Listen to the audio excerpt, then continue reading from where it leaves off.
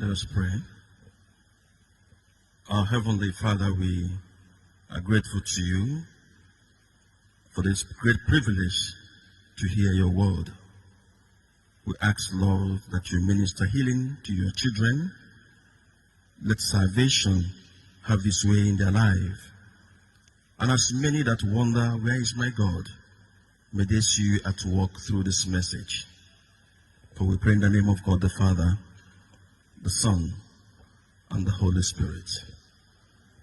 A louder amen. Please sit. On behalf of the Provost, I welcome us to this divine service and also congratulate everybody for saying the last Sunday in 2024.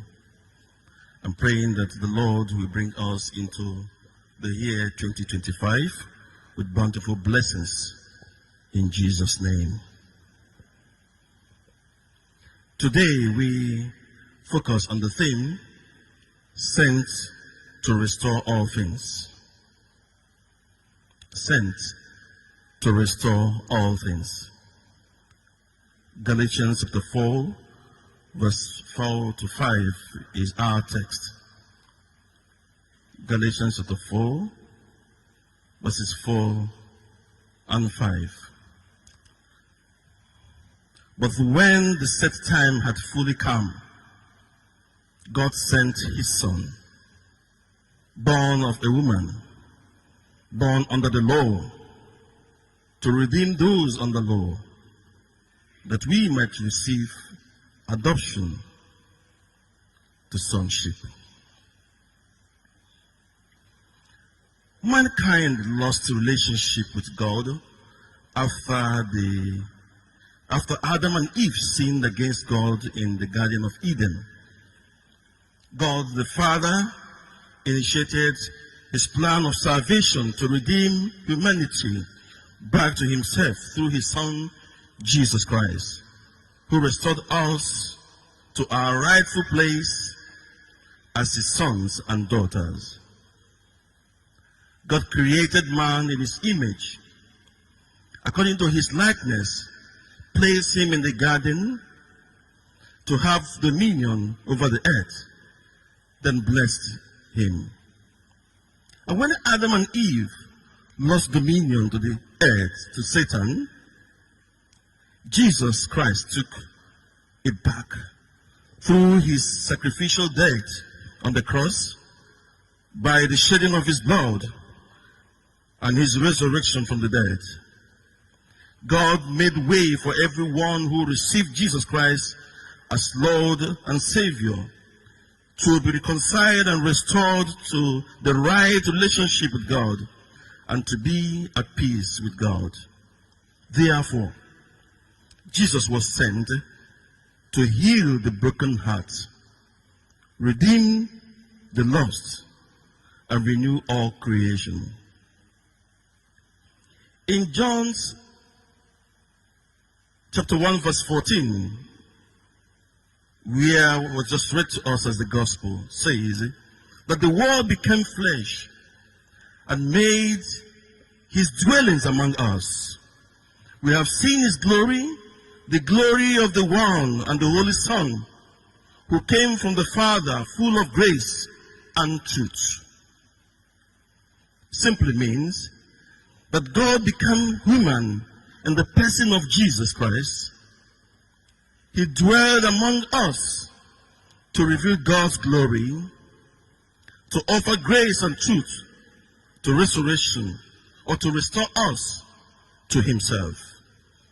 This Bible passage reminds us of God's love and his willingness to meet us where we are, taking on our nature and taking our weakness to bring us into the eternal glory.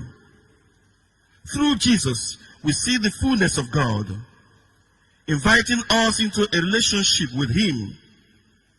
And if I may ask, why did God become flesh? And this is because humanity could not ascend to God. And so God descended to humanity, to enable him restore our relationship broken by sin through Jesus Christ. He dwelled among us because the Old Testament tabernacle is where God's presence was with his people. But Jesus is now the true and perfect tabernacle, bringing God's glory to humanity. And this reminds us that restoration begins with God's initiative to come closer to us. And in verses 15 to 17 of that same Bible passage, summarizes it by saying that grace and truth was revealed through Jesus Christ. So Jesus reveals the heart of the Father, where grace and truth were perfectly balanced. Unlike the law, which exposes our sins but could not save us, but Jesus came to fulfill the law and offer grace. Jesus didn't just forgive sins, he restored.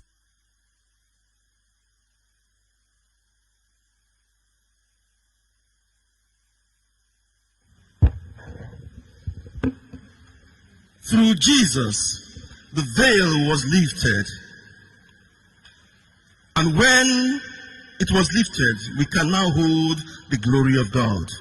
Therefore, restoration can only happen when we know and trust the truth. Jesus' restoration is not limited to individual. It's extended to the renewal of all the creation. For in Jesus we are made new, empowered to live as children of God, an ambassador of his kingdom. Jesus was sent to restore all things, not partially, but fully. The celebration of birth of our Lord and Savior Jesus Christ was to honor him and to reflect on the significance of his coming into the world. His birth marks the beginning of God's redemptive plan for humanity, a plan that continued to redeem life generationally. From the series of Christmas messages we received and the cards and the carols so far, we have learned that Jesus came into the world through a dysfunctional family, showing us that no matter how broken our family are, God can still use it for his glory. And we have also seen how his birth occurred during the time of great chaos and uncertainty, reminding us that no matter how troubled or uncertain our lives may be, Jesus remains Lord over all, bringing peace, hope to every situation. No matter how perfect our life may seem, there is still a deep hunger within every human heart, and that is why the search for identity, purpose, fulfillment, and hope is still on, which has made us to settle for less than we were created for. When we chase for temporal fulfillment, we wander through life searching for meaning. We carry burdens where we never meant to be, or where we're never meant to be. We live in the shadow of our brokenness, but with Jesus we find eternal purpose and joy. With him we discover our true identity. With him we find freedom, fulfillment, purpose, both now and forevermore. Example of some people in the scriptures that were restored fully through Jesus Christ. And number one is the woman, or the Samaritan woman in John chapter 1. Her encounter with Jesus transformed her from a ashamed outcast into a bold witness.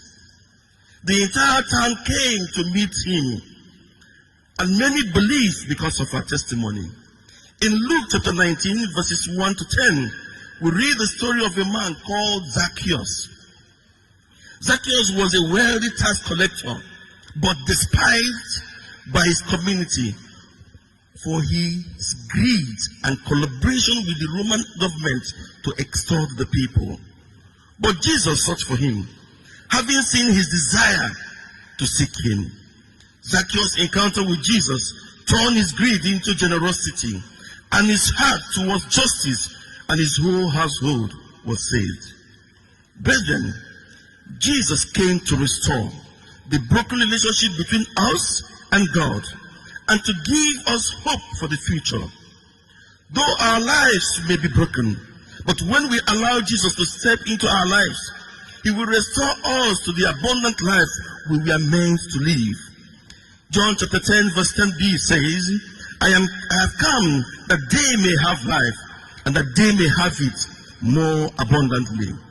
When Jesus restores your life, he doesn't just fix the broken pieces. He does what? He makes it whole again. He creates something new, better than before. Where you have experienced loss, he brings abundance.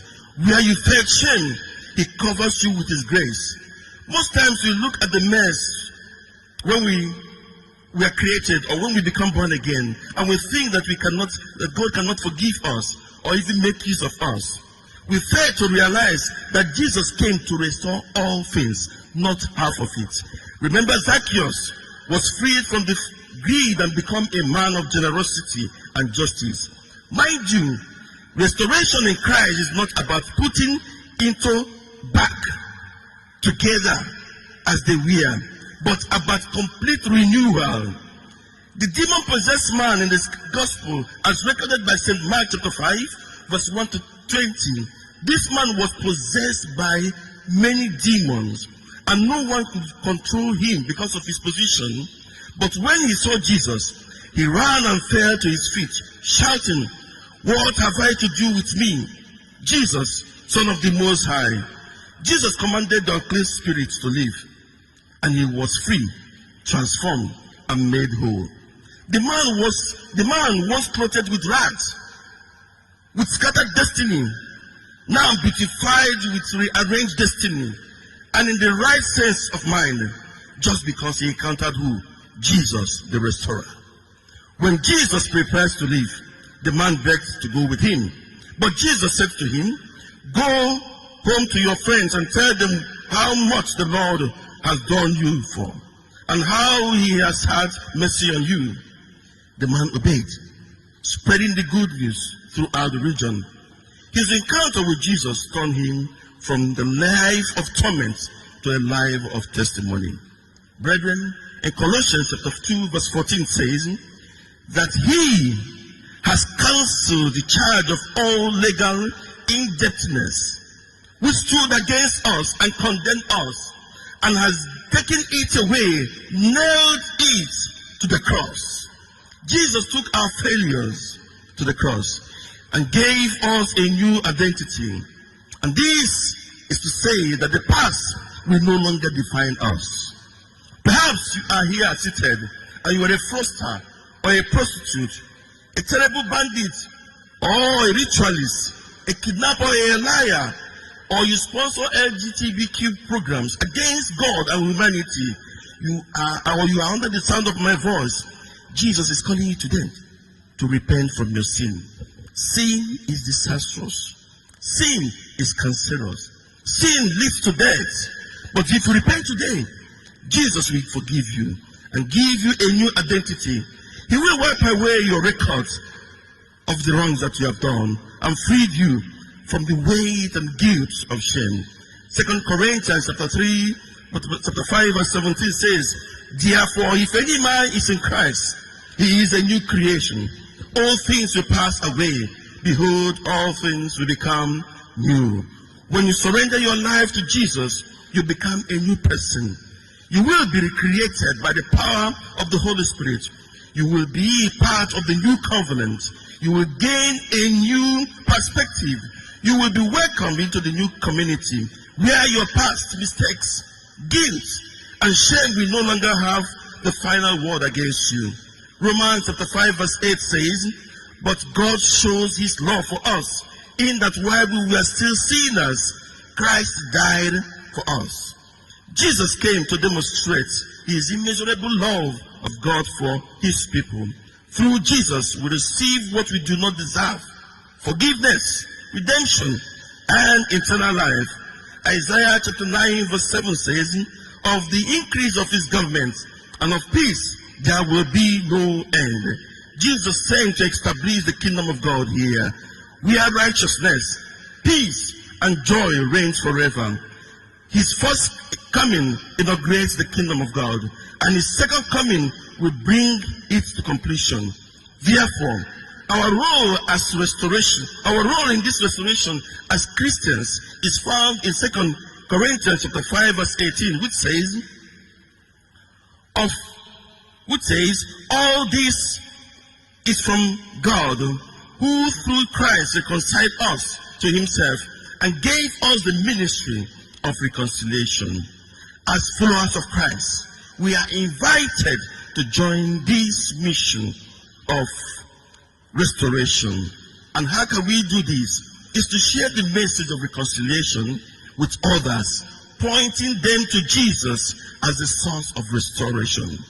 Jesus is the only source of restoration, no any other source. Just as Jesus told the demon-possessed man, go home to your friends and tell them how much the Lord has done for you and how he has done mercy on you. As stewards of God on earth, we are called to care for the environment and work towards the renewal. Galatians chapter 4 verse 1 to 7 reminds us of the lengths God has gone to restore us. In the fullness of time, he sent his Son to redeem us, adopt us, and make us heir of his promise.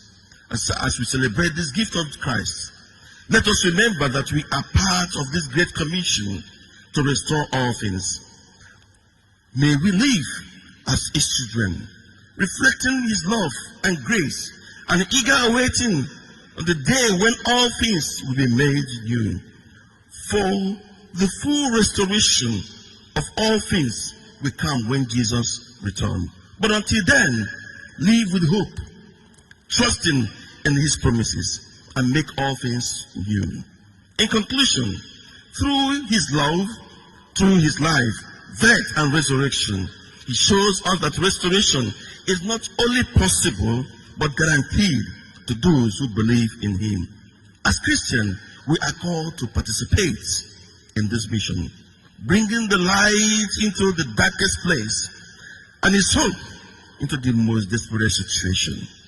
Let us live as agents recruited by God to point others to his restoration plan. Bow down your heads as we pray.